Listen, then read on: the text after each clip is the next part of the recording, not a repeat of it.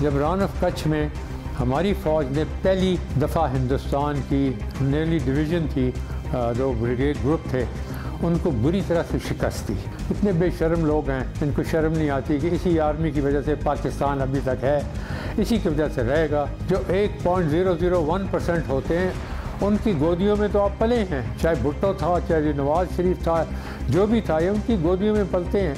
कोई पैरों में पला, कोई गोदियों में पला, बाद में उठ के फिर उनके खिलाफ शुरू करते हैं, लेकिन उनके खिलाफ शुरू करके फिर सारी आर्म फोर्सेस को ये बदनाम करना कोशिश करते हैं। अपने मुल्क की एयर मार्शल असद खान ने हिंदुस्तान के commander in chief air marshal Arjan Singh, जिनको वो जानते थे दूसरी जंग अज़ीम से, उनको कॉल किया तो असद खान ने उससे कहा कि ठीक है, आपने बात सुन ली, ये है कि अगर आपका एक जहाज़ भी आया मेरे ख़िलाफ़ तो मैं आपको श्रीनगर से लेके जामनगर तक आपके सारे अड्डों पे हमला करके तबाही मचाऊंगा। शास्त्री ने कहा, अनाउंस किया कि अगली जंग जब पंजाब के प्लेन्स में होगी, लेकिन शास्त्री ने एक शर्त लगाई कि हम सिर्फ उस शर्त पे हमला करेंगे पाकिस्तान के ऊपर अगर उसने कश्मीर में कुछ शरारत की तो।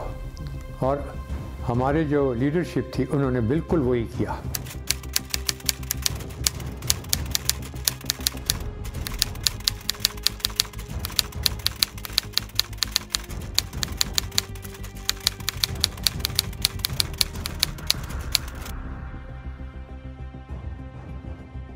जब रन ऑफ कच्छ में हमारी फ़ौज ने पहली दफ़ा हिंदुस्तान की नेवली डिवीज़न थी, दो ब्रिगेड ग्रुप थे, उनको बुरी तरह से शिकस्त दी। और वो शिकस्त की बात कोई नहीं करता हिंदुस्तान की।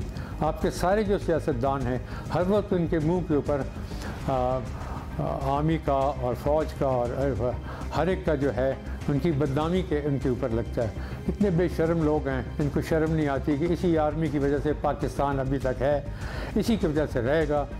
99.9% जो हैं इसके जो लोग होते हैं अफवाज में, वो अपनी जान का नजराना पेश करने के लिए हर वक्त तैयार हैं और उन्होंने दिए हैं, दे रहे हैं। जो 1.001% होते हैं उनकी गोदियों में तो आप पले हैं, चाहे भुट्टो था, चाहे नवाज शरीफ था, जो भी था, ये उनकी गोदियों में पलते हैं। कोई पैरों में पला, कोई गोदियों में पला, बाद में उठ के फिर उनके खिलाफ शुरू करते हैं, लेकिन उनके खिलाफ शुरू करके फिर सारी आर्म फोर्सेस को ये बदनाम करना कोशिश करते हैं अपने मुल्क की। तो इस किस्म के जो गद्दार लोग हैं उनको तो आप लोग सुनते हैं, एक दफ़ा नहीं, दो दफ़ा नहीं, 3 दफ़ा।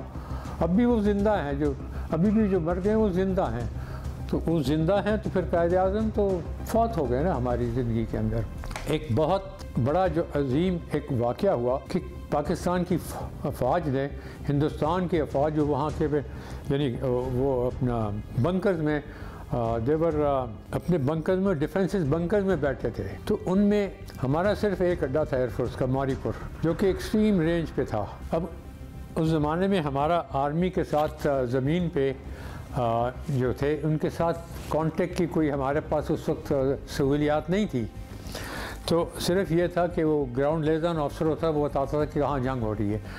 तो आपने सहरा और दलदल के अंदर जाके 420 की मील की फुट के ऊपर 500 फुट की बुलंदी पे जाके आप कहाँ ढूंढेंगे और कैसे पता लगेगा कि आपको दुश्मन कहाँ है? वो तो खंदकों में बैठा हुआ है। और जो हमारी फ़ौज है वो बाहर वो मूव कर रही है, वो तो उनके ऊपर उनके लड़ने के लिए जा रही है। उनके टैंक, व्हीकल्स, APC, हर चीज़ जो है वो बाहर खुले में है। तो हमारे लिए बड़ी मुश्किल थी और हमारी आर्मी जो थी वो बड़ी एक्सपोज थी। और इनके 3 अड्डे थे वहाँ पर। भुज जो कि जो मैदान जंग था वहाँ से 5 मिनट की फ़्लाइट थी उनकी भुज से। और जो था जामनगर वो थी तकरीबन 8, 9, 10 मिनट की फ़्लाइट। और जो था जैसलमेर वो होगा 15, 16, 17 मिनट का। वो आके भुज में लैंड करके वहाँ से ऑपरेट कर सकते थे।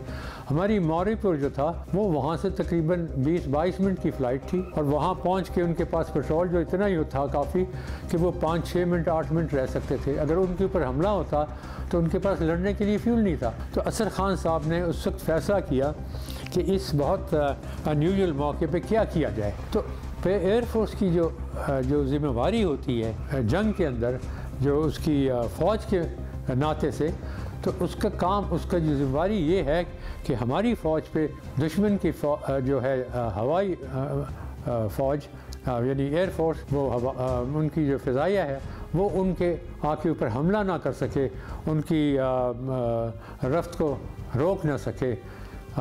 तो उसको हम किस तरह अचीव करते हैं? हम उसको कई तरीके से अचीव करते हैं। हम जाके उनके डेपोज़ में मारते हैं, उनके जहाज़ों को उनके अड्डों पे मारे जाते हैं, या फिर हम हवा में उनको लड़ते हैं। हर तरीके से किया जाता है। लेकिन अगर हम उनको ज़मीन पे रखें और हम उनको ऐसी दहशत दिलाएं कि वो आए ना हमारी आर्मी के ख़िलाफ़, और हमारी आर्मी बग़ैर एयरफोर्स के जिन 3 अड्डे उनके यहाँ हैं और वो नहीं आए, किस वजह से नहीं आई? एयर मार्शल असद ख़ान ने हिंदुस्तान के commander in chief air marshal Arjan Singh, जिनको वो जानते थे दूसरी जंग अज़ीम से, उनको कॉल किया और उन्होंने कहा कि देखें ये मामूली सा ये झड़प है, तो इस पर अगर आपने अपनी एयरफोर्स को भेजा हमारी फ़ौज के ख़िलाफ़, एक जहाज़ भी आया तो बिकम अ फुल वॉर। तो उसने कहा कि आपकी बात तो सही है। अब अर्जेंसी की किताब है जो मुझे भेजी गई है और उसमें उसने हैंड रिटन ये लिखा हुआ है कि असद ख़ान की मुझे कॉल आई और उसने जो कहा उसमें वज़न था, लेकिन मैं चूँकि डेमोक्रेसी के लिए काम करता हूँ तो मुझे अपने डिफेंस मिनिस्टर को बताना था कि ये सजेशन आई है। डिफेंस मिनिस्टर ने और लाल बहादुर शास्त्री प्राइम मिनिस्टर को बताना था, वो कैबिनेट से बात करके फ़ैसला करें। तो मैं तो फ़ैसला नहीं कर सकता, तो मैं आपसे कोई वादा नहीं करता। तो असद ख़ान ने उससे कहा कि ठीक है, आपने बात सुन ली, ये है कि अगर आपका एक जहाज़ भी आया मेरे ख़िलाफ़ तो मैं आपको श्रीनगर से लेके जामनगर तक आपके सारे अड्डों पे हमला करके तबाही बचाऊंगा। और अर्जन सिंह अक्लमंद आदमी था, उसके दिमाग में बात सच गई कि ये बात जो करता है असद ख़ान, मैं जानता हूँ कि ये करके दिखाएगा। तो उसके बाद मैं बता रहा हूँ ना कि फिर शास्त्री ने कहा, अनाउंस किया कि अगली जंग जब पंजाब के प्लेन में होगी और अपने कमांडर चीफ को कहा कि तुम तैयारी करो। तो इसका मतलब है कि हमारे प्रेसिडेंट को और हमारे आर्मी चीफ को वगैरह को सबको पता हो जाना चाहिए था कि ये अब हिंदुस्तान जो तैयारी कर रहा है। लेकिन शास्त्री ने एक शर्त लगाई कि हम सिर्फ उस शर्त पे हमला करेंगे पाकिस्तान के ऊपर अगर उसने कश्मीर में कुछ शरारत की तो। और हमारे जो लीडरशिप थी उन्होंने बिल्कुल वही किया।